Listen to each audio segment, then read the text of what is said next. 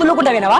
బండి ఎక్కడని మస్తు మొత్తుకుండా ఆ రోజు అలిగేస్తా అంటే ఆయననే ఎదురొచ్చిండు. నేను దించుతుందా అంటే ఆడికి భయపడే నేను బండి మీద వచ్చిన.